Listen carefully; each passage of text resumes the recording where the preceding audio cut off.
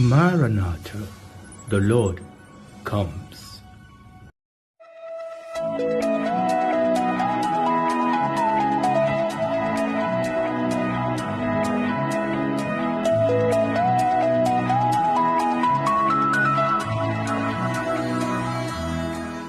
Praise God, you're welcome back. In previous study, we've been looking at Israel, and we are trying to look at Israel as a witness for the veracity of prophecy, as a witness for the existence of God, and we are learning about prophecy in the life of the Israelites.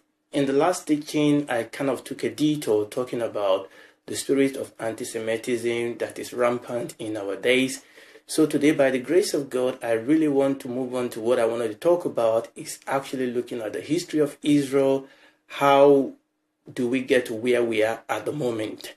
Now, as I mentioned, I believe in the teaching I did, the one before the last, I'm going to look at the life of Prophet Jonah as an example of the history of Israel with respect to how prophecy was fulfilled in the life of these people, their calling by God, and what we can learn in their history. Basically, we want to learn about Israelites, learn about prophecy, and also lay a foundation for what we are going to study when we start talking about the end time. Remember what we said, prophecy is about God. And we did say in one of our teaching that when God calls a man, when God calls a woman, when God calls a land, a people, it's not really about that individual or that group of people. It's about the plan and the purpose of God. And that the calling of God really is a responsibility. Listen to me. When you know the responsibility that was placed upon the Israelites in their calling, you will probably prefer not to be an Israelite. Yes, it was full of advantages. There were advantages to being Israelite. They knew God, the covenant belonged to them. We've read it before. Through them, the Lord Jesus came. But it was an awful and awesome responsibility that they have to carry. Yes, there were privileges. Unfortunately, there were also responsibilities. And really, a lot of what we see happening to Israel nowadays as a result of the responsibility that they did not fulfill. Okay, God brought them close, and we did say, remember, when you read about election, always think about God's mission. Election is not about we going for picnic with God. When God calls you near, when God calls you close, it's because God have a mission for you. Yes, God will give you picnic. Yes, God will feed you. Yes, God will equip you. Yes, God will reveal himself to you in a new and deep way. Is because God wants to use you to reach other people. The calling and the mission of God upon people's life is always universal. When God called Israel, it's so that Israel can be a light to the Gentiles. That is the calling of God upon the life of Israel.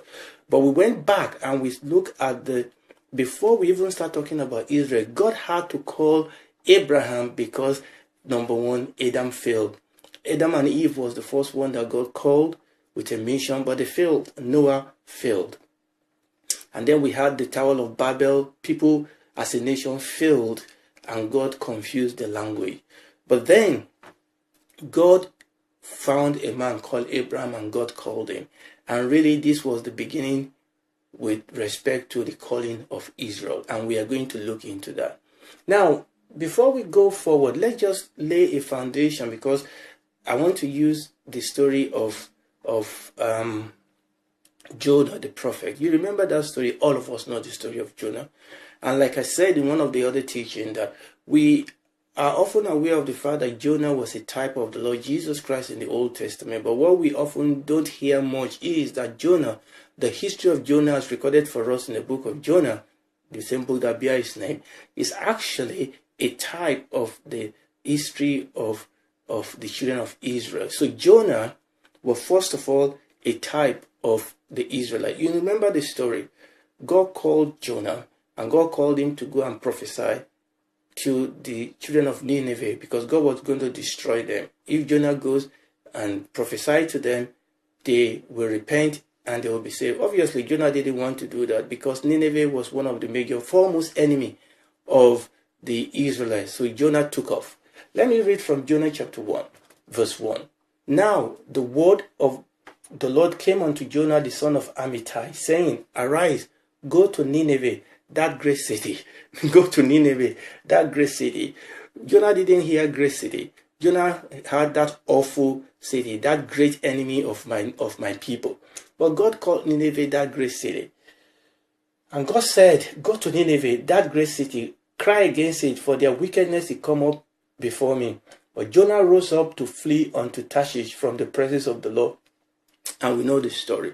So when God called Jonah, God gave him a mission. Remember, the mission that God gave Jonah was universal, was even to the enemy of the Israelites.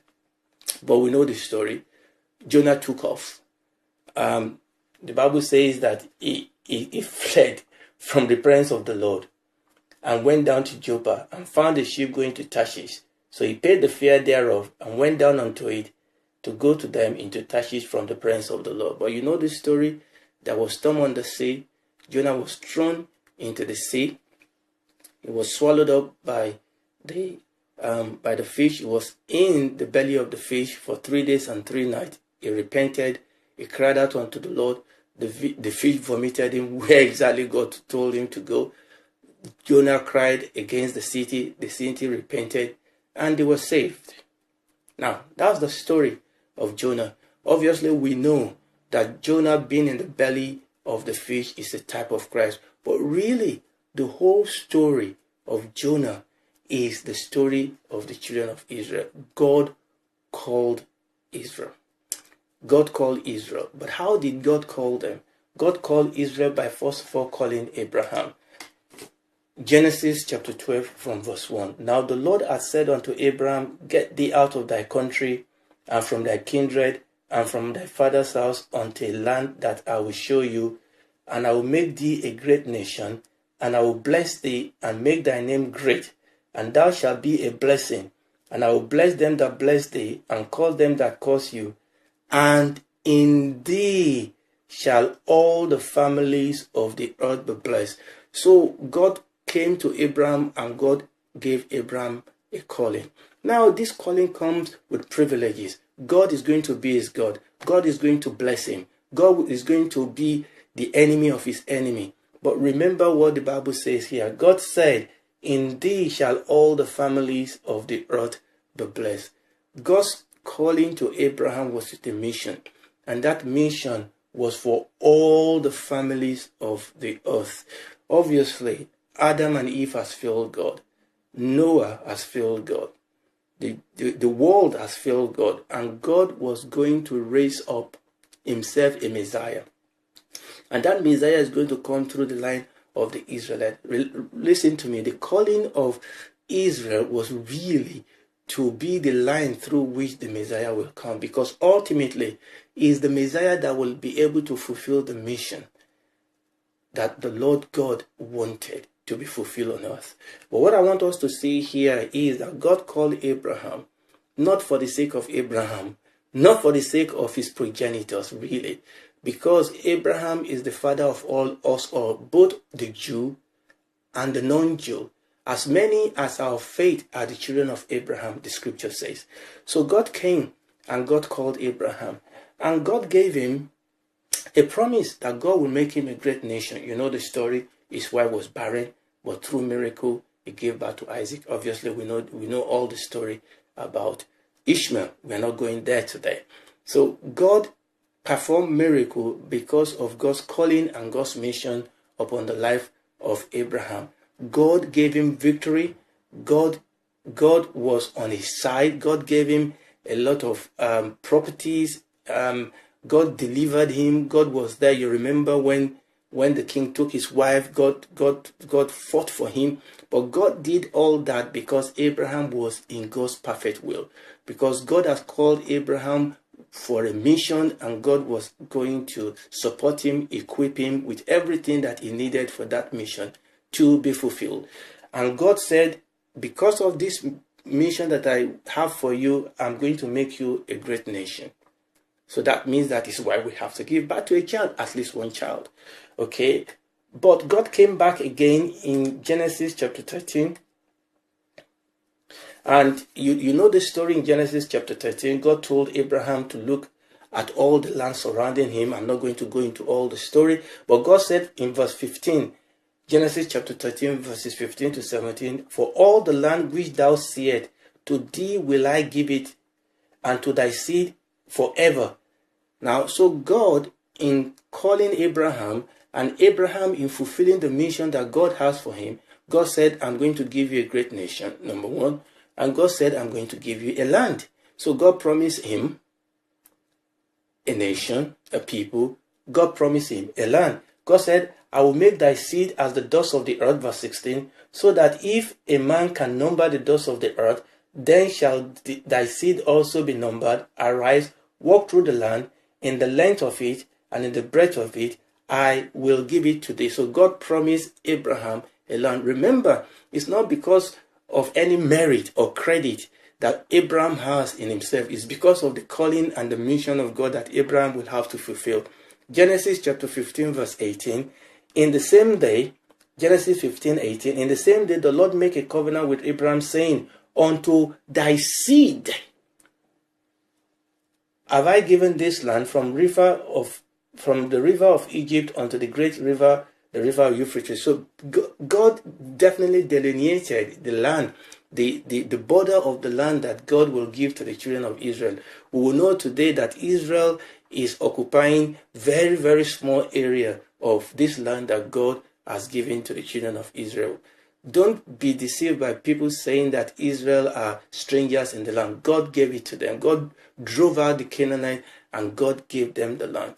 But in all this history, in all this encounter of God with Abraham, remember God promised him a great nation. God promised him a land, but God also promised him a seed. So this was in Abraham carrying out the mission that God has for him. The calling of Abraham is with that mission that God has for him. God promised him a people, God promised him a land, and God promised him a seed.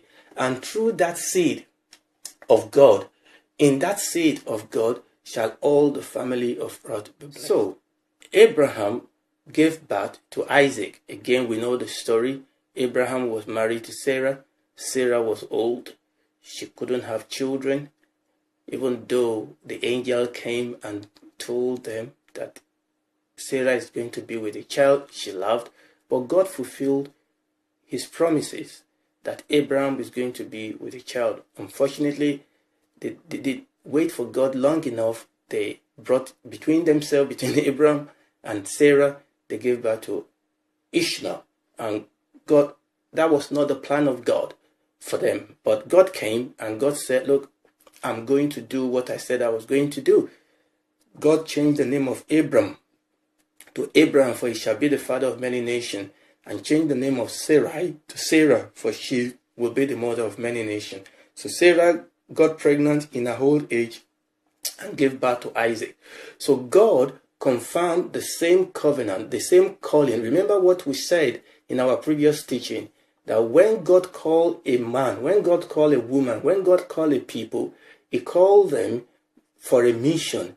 And because of the mission that God is going to call them, he brings them into a relationship with himself, and that relationship is ratified by a covenant. So the calling and the covenant that God gave to Abraham, he also ratified it with his son Isaac, because he said, in your son Isaac shall the whole world be blessed. So Abraham, the promises, the mission that God gave to Abraham will be fulfilled through the line of Isaac. Obviously, you know the story. Also, interesting enough, Isaac's wife, Rebekah, also had a delay in getting pregnant, but she did, and she was pregnant with a twin, Esau and Jacob, and by election, Jacob was chosen, and Jacob was going to be the line through which this prophecy, this covenant, this plan of God was going to be fulfilled. And you know the story. Jacob was a supplanter. Jacob was a schemer. Oh, praise God. And you know the story of how he schemed his brother out of his birthright, ran off to live with his uncle Laban, how his uncle also took advantage of him, and how God brought him back home. But you know the story. Jacob became the father of 12 children and a daughter. But 12 sons was born unto Jacob. But you remember that final fight that Jacob had with the angel as he was facing an uncertain period of meeting his brother Esau. You remember that story? And he had that fight, he had that wrestling with the angel, and the angel touched the hollow of his hip and he started limping, and his name was changed from Jacob to Israel. And from that point onward, we start talking about Israelites. So let me back up, because there's a point I want us to see here. Talking about the name, you know, the progression of the name that we call the children of Israel. So when we're talking about Abraham, Isaac, Jacob, and even up to the point of Joseph, they were called Hebrews. Let me give you an example. In Hebrews chapter 14, the Bible says there came one that has escaped and told Abraham the Hebrew. This was during the time when Abraham's nephew has been taken captive. But what I want you to see here is that the Bible says Abram was called Abram the Hebrew. Okay, so at this point in time, let me read that in context for you. They took that is Genesis chapter 14 verses 12 to 14. Genesis 14 12 to 14. They took Lot, Abraham's nephew. He was with his family living in Sodom then, and the Bible says one of the people escaped. But what I want you to see here is that they said he came and told Abraham the Hebrew. So at that point, the Abraham was called the Hebrew. So I want you to see the progression of the name that we call the children of Israel.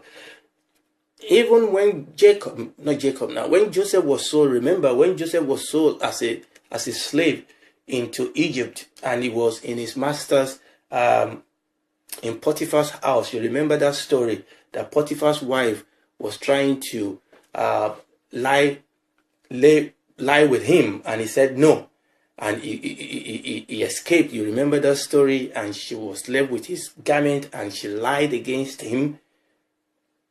The Bible says that in Genesis chapter 39 verse 14, the Bible says she screamed out and called unto the men of her house and spake unto them, saying, see, he has brought in an Hebrew to mock us. So at this point, the most common name we call the line of Abraham is the Hebrew. So we can go on and on. I think I will stop over there. So you can see that from Abraham to Isaac to Jacob, even up to the children of Jacob themselves, they were called Hebrew. Okay? But a time came when Jacob's name was changed to Israel. And from that point onward, they started being called Israelites. Okay? So up to the point of Joseph, okay? So we saw that Jacob's name was changed to Israel, but really up to the point where Joseph was in Egypt, and as the prime minister, obviously, they were still being called Hebrew. But when they were in Egypt, they grew into a people. They grew into a nation. You know, 70 of them went into Egypt, but in Egypt they grew, and from that point, they were then being called Israelite. The name was still being used interchangeably, but I just want you to see the progression. They still call them Hebrews. In fact, Paul called himself Hebrews. I mean, if you remember if you read, I think in the book of Philippians, he said, are they Hebrew? He said, I'm Hebrew too. So I just want you to see the progression of that name. Okay, from Abraham to the 12 children of Jacob, they were mostly called Hebrew. They became a nation in Egypt, and from that point they were also started being called Israelites. Is that okay? Praise the Lord. So we saw over here so far in this story, we saw the calling of God, that Israel was called for a mission. Okay, and I want us to see, because I've moved it up to this plan of God where Abraham has become a nation through Isaac, Jacob, His 12 children, and now we have the 12 tribes of Israel.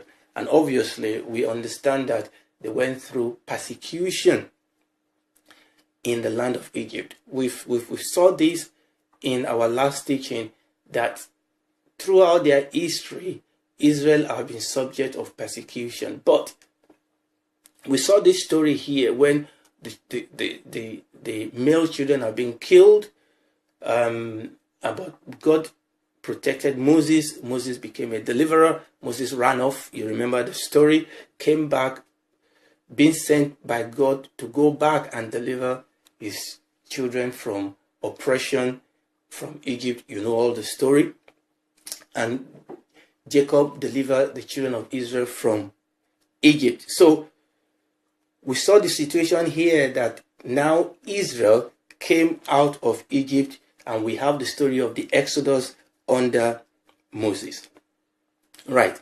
And this is where I want us to see clearly, and I was leading up to this, and I'm going to read from Deuteronomy chapter 7. Obviously, we know all the story of how Moses led them out of Egypt into the wilderness, how God performed 10 plague, miraculous sign in Egypt, devastated the army of the greatest army of the day to deliver his people.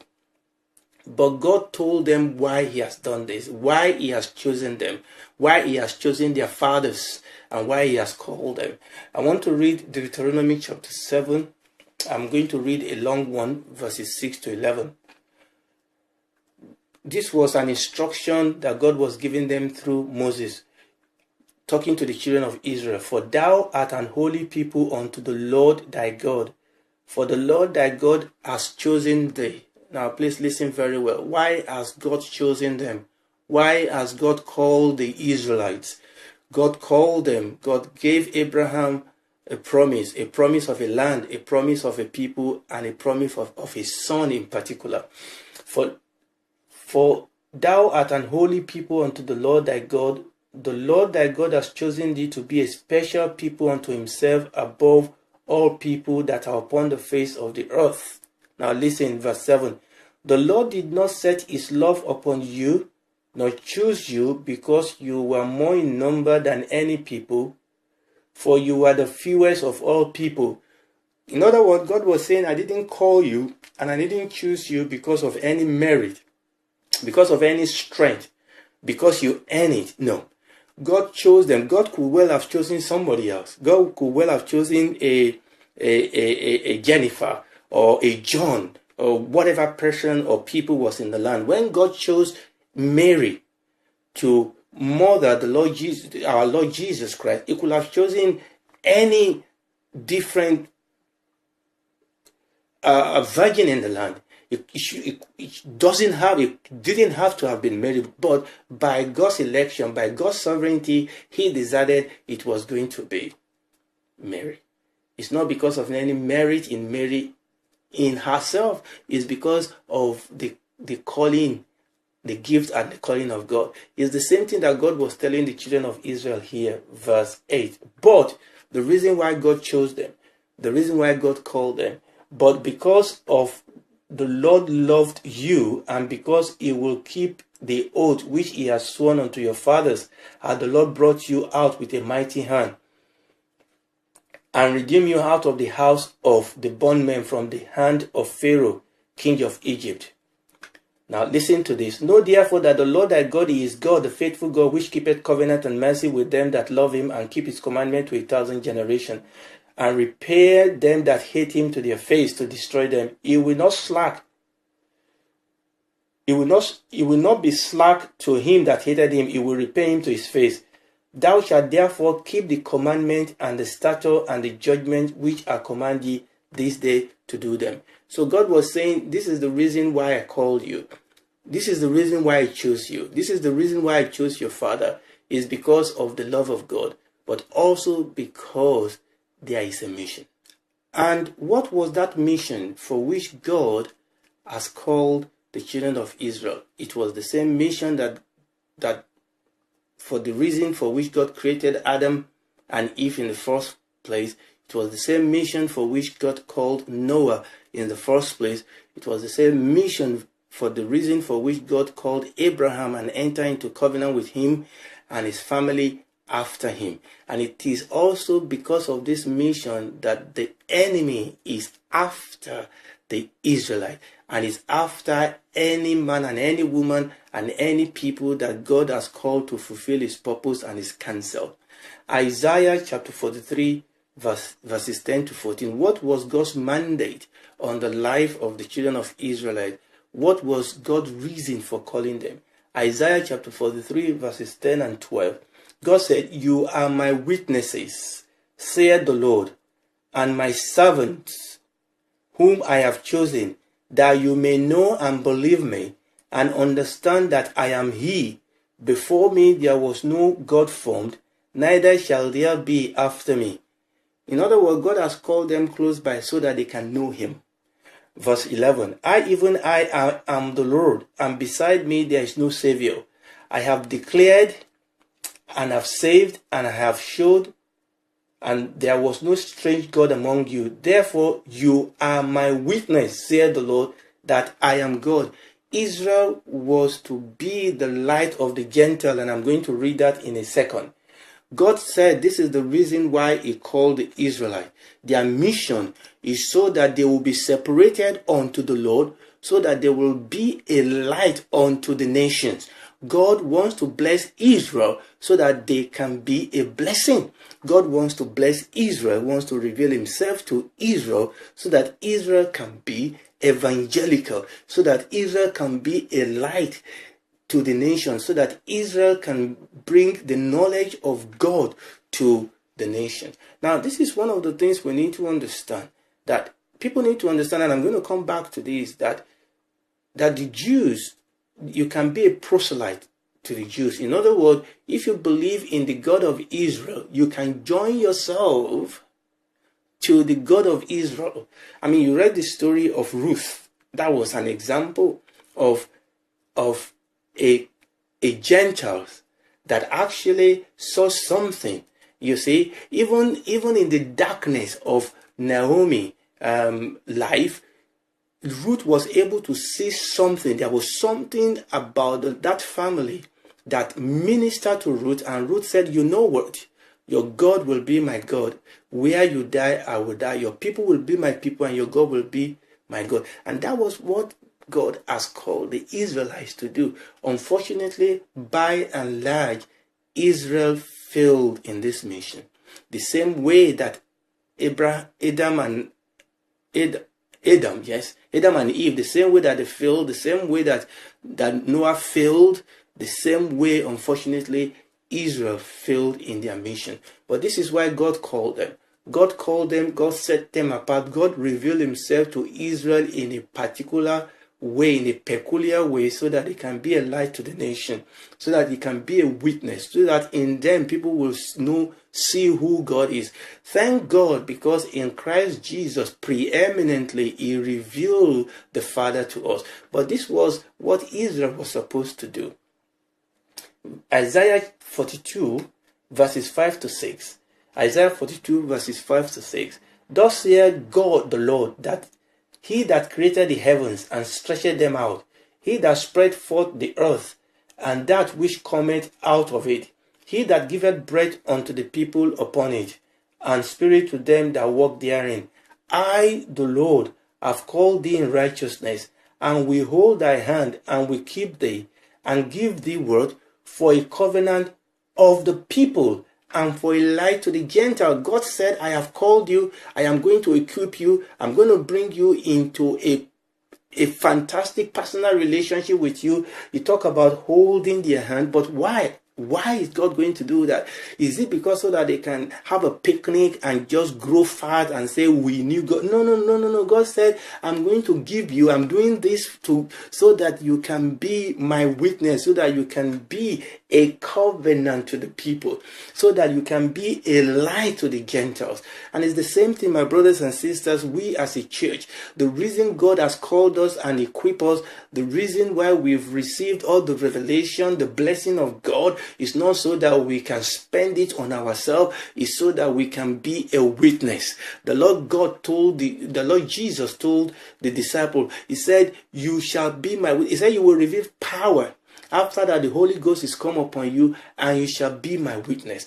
Just like Israel, God has called the church to be a light. The Bible says we are the light of the world. We are the salt of the earth. Remember, when God calls, God commissions. When God elects us, it is for a mission. It is for a purpose. And that God calling is always universal in its outlook. And this is the reason why God has called the children of Israel. God said, I have called you and I've given you as a covenant to the people and for a light to the Gentiles. Now, Simeon, you remember Simeon, that old man that came when the Lord Jesus was brought to the temple. The Bible says that he came by revelation. Luke chapter 2 verses 30 to 32. Simeon took the boy and he started talking. One of the things he said, for my eyes have seen your salvation, which thou hast prepared before the face of all people, a light to lighten the Gentiles and the glory of thy people. So preeminently, that mission will be fulfilled in the life of this son, of this child, the Lord Jesus Christ. Now, as I round up this teaching today, I just want to read one thing that the Lord, you see, God brought the children of Israel into covenant with himself, what we call the Old Covenant, or the Mosaic Covenant, the covenant that God brought them to on Mount Sinai. Remember, all these are really renewal of the covenant that God had with Adam and with Abraham. These are just God renewing that covenant with other generation that comes along. But God warned them. Now, this is where we are getting into where we are going to. Deuteronomy chapter 28, God told them the blessing that will come unto them as they obey and they fulfill the mission, that for the reason that God has brought them close. But God warned them in verse 58. I mean, you could read the whole chapter 28 of the book of Deuteronomy. God said from verse 58, if thou wilt not obey to do all the words of this law that are written in this book, that thou mayest fear this glorious and fearful name, the Lord thy God, then the Lord will make thy plague wonderful, and the plague of thy seed, even great plagues, and of long continuance, and sore sickness, and of long continuance. Moreover, it will break upon thee all the diseases of Egypt, which thou wast afraid of, and they shall cleave unto thee. Also every sickness is every plague which is written in the book of this law. Then will the Lord bring upon thee until thou be destroyed, and you shall be left few in numbers, whereas you were as the star of the heaven for multitude, because thou wilt not obey the voice of the Lord thy God. And it shall come to pass that as the Lord rejoice over you to do you good and to multiply you, so the Lord will rejoice over you to destroy you and to bring you to naught, and you shall be plucked from off the land whither thou goest to possess it. And the Lord shall scatter thee among all people from one end of the earth even unto the other, and there thou shalt serve other gods, which neither thou nor thy fathers have known, even wood and stone. And among these nations shalt thou find no ease, neither shall the sole of thy foot have rest. But the Lord shall give thee there a trembling heart, and a failing eyes, and sorrow of mind, and thy life shall hang in doubt before thee, and thou shalt fear day and night, and shalt have none assurance of thy life. In the morning thou shalt say, will God it were evening, and at evening thou shalt say, will God it were morning. For the fear of thine heart wherewith thou shalt fear, and for the sight of thine eye which thou shalt see. That, what I've read, summarized beautifully the experience of the Jews down the age. And God warned them. This was prophecy being fulfilled. God warned them and said, look, people thought that God calling the Jews is favoritism. If you understand the awesome responsibility of being given, being called as a steward, being committed with God's mission, it was awful. It was awesome. It was an awful responsibility that God was calling the children of Israel. So the election of Israel was not something to be taken in levity. You understand what I'm saying? This was an awesome responsibility. Yes, it came with a lot of perks and advantages, but it also came with awesome responsibility. God has called them to be a witness. And for them to be a witness, they have to be separated from all the gods and goddesses, from all the sin of the surrounding nation around them, all the sexual excesses and carousing and partying and idol worship. You know how tempting that was. And history tells us, as you read your Bible, that over and over again the children of Israel fell into this trap. They were supposed to be separated. God that is calling them was holy. They had to be holy. They had to live a separated life. They have to live. God gave them lifestyle to live. God gave them instruction. God gave them temple worship. God gave them the priesthood, the temple. God gave them the law. There was dietary law. There was social law. There was all sorts of guidelines that God gave them that they were supposed to follow. And as they obeyed God, the presence of God will be there in the midst of them, and people will see their light, and the Gentiles will come to their light. That was the calling of the Israelites. What about the calling of us Christians? The Bible says that we are God's handiwork, created in Christ Jesus unto good works. Let your life so shine before men that they might see your good works and they might glorify your Father who is in heaven. You are the light of the world. We are the light of the world. We are the salt of the earth. We are here on a mission. Unfortunately, Israel fell short. They sinned. To sin is to fall short of God's glorious ideal. They didn't fulfill the purpose for which God has called them. And God warned them that they broke the covenant they made with God. And God warned them that they will be, number one, God said they will be destroyed in the land in which they live. The Bible says they will have sicknesses, they will have plagues, but much more than that, they will be driven away. They will go into captivity. The Bible says even in the land in which they were driven to, they will be persecuted there. There will be prejudice against them. The Bible says there will be suffering. There will be death in the land in which they were driven. And that gives us, in a nutshell, what Israel has been through. Remember where we are at the moment? At the moment we are talking about Israel in Egypt. The Hebrews have become the Israelites in Egypt by the hand and mighty hand of God. God has taken them out of Egypt. In Mount Sinai, He's come into covenant with them. He's telling them the blessing and the curses of the covenant. He reiterated to them the mission, the reason for which He's called them, and what will happen to them if they broke His covenant. I'm going to stop there by the grace of God today. I hope you'll be able to join me next time. God bless you. Thank you. Bye.